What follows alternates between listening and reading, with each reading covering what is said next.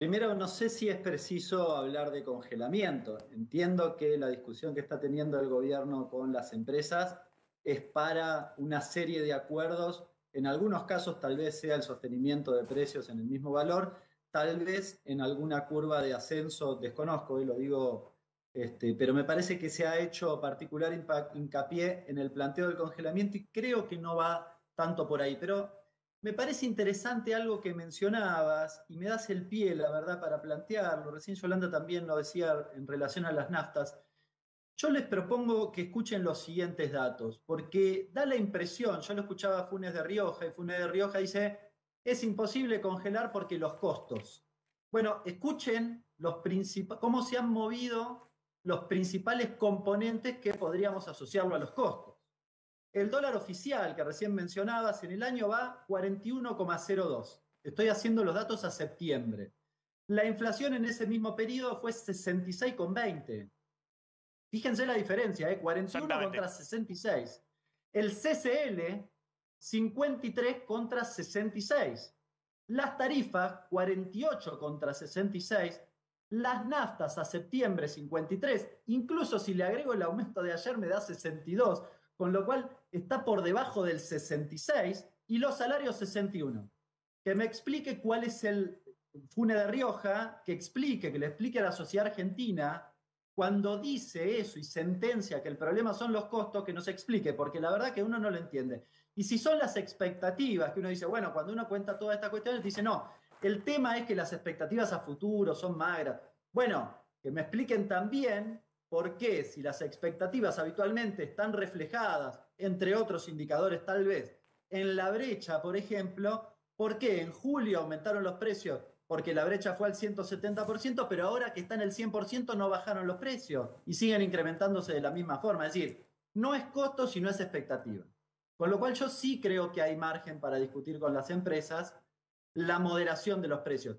La herramienta, no hay que ser dogmático, vos sabés, Maxi, me conocés, yo lo he planteado abiertamente, yo creo en las regulaciones del Estado. Ahora, ¿cuáles? Bueno, el equipo económico definirá cuáles, yo no voy a pretender que sean las que a mí me gustan o algunas en particular. Ahora, que tenés que regular y que tenés margen para hacerlo, fíjense además los balances de las grandes empresas. Acá no es para que les vaya mal, es para que a todos nos vaya un poco razonablemente. Por eso no sé por qué algunos inquieta tanto. ¿Cómo pueden No, decir? Ayer no, pero a escuchaba... ver, pero Hernán, más allá de que Fune de Rioja se puede inquietar o no, el presidente de la UIA y demás, por parte de siempre es el mismo show, digamos, los empresarios saliendo a decir una cosa y demás. Sí, Acá hay que ver los resultados. Y en todo caso no, está bien, la pero... gente se inquieta de los fracasos permanentes. De todas maneras, es lo mismo, digamos. Cuando se deshizo el plan austral y lanzaron el plan primavera con 20% de inflación mensual... Yo creo que la gente se inquieta cuando vos no haces nada. Entonces me no, parece, y además, de nuevo, las vos decís que regulaciones... hay que actuar, digamos, que estás haciendo algo, aunque los resultados no sean No, no, los no, no. previstos. No, la gente se inquieta cuando te ve que no haces nada. Porque básicamente lo que me parece que de cara a la sociedad, vos sabés, yo tuiteé algunos precios exorbitantes, los fideos aumentaron 180%. ¿Por qué?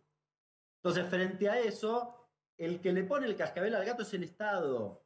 Después puede hacerlo con mayor precisión o menor precisión y de nuevo, podemos debatir las herramientas. Ahora, yo anoche lo escuché a Grobocopatel decir que hay que sacarle el pie de encima a los empresarios para que puedan producir. ¿En serio? Con los márgenes de rentabilidad que tienen, con la distribución del ingreso que mejoró sustancialmente, vos lo has hecho en tu programa, sustancialmente a favor del capital y del capital concentrado. ¿En serio pueden decir semejante cosa? Porque cuando sentencian eso, lo que están diciendo nosotros no tenemos nada que ver, y sí tienen que ver. Los que ponen los precios son los empresarios. Pero El Estado tiene la tarea de cuidarnos a ¿cuál sería la nosotros. propuesta? Pero hay que... Porque Gabriel Rubinstein dijo ayer en el Senado, hay que bajar el déficit fiscal lo que sea necesario. En línea, digamos, con lo que es un poco el programa económico, digamos, tratar de encuadrar el Sí. déficit fiscal y achicar la emisión monetaria, por lo menos para financiar desde el Banco Central al Tesoro. Pero ¿cuál sería en ese contexto la propuesta? Me olvidé el dato de emisión monetaria. porque acá en los papeles justo no lo tenía, también está por abajo de la inflación. Es decir, en términos reales estás Sí, emitiendo sí, menos. se está achicando, sí. Y un poco respondiendo a tu pregunta, la emisión para financiar el Tesoro está congelada. Y el déficit probablemente, el de este año, se sobrecumpla la meta del 2,5 del Fondo Monetario, con lo cual, evidentemente, se está recorriendo ese camino. Yo lo que creo... No, no, pero tenés un problema, de todas maneras, tenés un problema de tasa de interés efectiva anual del 107% que te genera una duplicación de los pasivos monetarios remunerados del Banco Central en un año, si vos seguís en esta trayectoria. Es decir, que lo que tenés que bajar la inflación para poder bajar la tasa. Es decir, se crean muchos pesos en esta economía, se crean muchos pesos que no los crea el Banco Central para dárselo al Tesoro, pero se crean muchos pesos para pagar los intereses, la ley liga a los bancos pagar los intereses a los depositantes. Pero, de nuevo, hace un ratito me estaba reivindicando la curva de no financiar al Tesoro. Bueno, estábamos hablando de eso. Yo lo que digo es... Sí, eso es una parte, sí. Bueno, es una parte, sí, es una parte, pero lo digo también para los que tienen mirada ortodoxa, porque después parece que si no hay déficit y déficit. Lo que yo digo, cuando asumió el equipo económico, vos tenías un escenario, que creo que esto vamos a consensuar, en términos de fragilidad económica vinculada a la cuestión cambiaria, muy sensible. Bien, y el equipo económico lo encaró con una política, sobre todo la del dólar soja, una política que claramente favoreció a un sector que le iba bien o que le va bien en la Argentina, sí, pero vino a resolver ese problema, entonces yo no puedo analizarlo de manera estática. Ahora, encarado ese problema, hoy lo que yo veo es que el propio Rubinstein hace 20 días, no sé, cuando salió el dato de pobreza, dijo, che, las empresas también están ganando de manera exorbitante. Entonces, me parece que la discusión, y hoy tenés un equipo económico que logra hacer síntesis de las distintas miradas de lo que es la coalición gobernante, lo cual me parece muy interesante. Pero, Hernán, el planteo es este. Con claridad. El planteo es gran problema de Guzmán es que no hacía eso. Está bien, el planteo es pero por eso digo, viendo para adelante, a ver qué se hace. El planteo es todos los planes de estabilización exitosos, o al menos los que uno puede referenciar en los últimos tiempos de procesos inflacionarios, tuvieron un componente de ajuste fiscal y ajuste monetario, más acuerdo o no con el FMI, y después tuvieron algún tipo de congelamiento general de variables para romper la inercia inflacionaria. ¿Vos ves que hoy hay algo de eso dando vuelta? ¿Vos ves que hay posibilidad de hacer eso? ¿O lo que estamos hablando ahora en diciembre es simplemente extender un poco precios cuidados y que todo siga corriendo a este nivel de inflación 6-7% mensual? No, el equipo económico ha planteado con claridad, y lo ha planteado en el presupuesto, de recorrer un camino descendente de la inflación que nos deposite el año próximo en un régimen de inflación más bajo, digamos, anterior, ¿no? Lo dijo Rubinstein ayer. Es decir, de 6,7 bajar a 3,4. ¿Cuándo? ¿El mes que viene? No. El año próximo, en el transcurso del año próximo. Ese es el objetivo. Bueno, eso es un camino que pretende recorrer el proceso inflacionario en un descenso progresivo. Es cierto que vos tenés inercia en la economía argentina, porque, por ejemplo, si me vence el alquiler y se actualiza justamente el alquiler, hay una ley que dice que hay que actualizarlo por la inflación pasada, con lo cual eso me pone un piso para intentar bajar la inflación. No es sencillo que yo resuelva esa cuestión de la noche a la mañana. Ahora, yo lo que planteo es, hay un esquema de inercia especulativa, porque arriba de esa inercia, que es cierto que existe, hay una especulación de algunos agentes económicos. No, de todos los agentes, de todos. Es la no respuesta descoordinada, no pero bueno, cada uno en sus posibilidades, pero Hernán, bueno, está bien, pero esto lo hemos discutido tantas veces. Yo lo que no... que puedo entender esto de que hay que hacer algo para mostrar políticamente que se está haciendo algo. Lo que parece raro es que se planteen cosas que uno piensa que pueda tener un impacto. Lo que sí va a tener un impacto si seguimos en este régimen es un proceso recesivo que le va a poner algún tipo de freno a los precios si se encausan el resto de las variables. Es decir, si vos haces el orden fiscal, el orden monetario, no se te dispara la brecha cambiaria y demás, vamos a ir a un proceso de desaceleración fuerte del nivel de actividad que en algún momento, si las cosas se ordenan, va a generar algún tipo de freno al proceso inflacionario si las cosas se ordenan.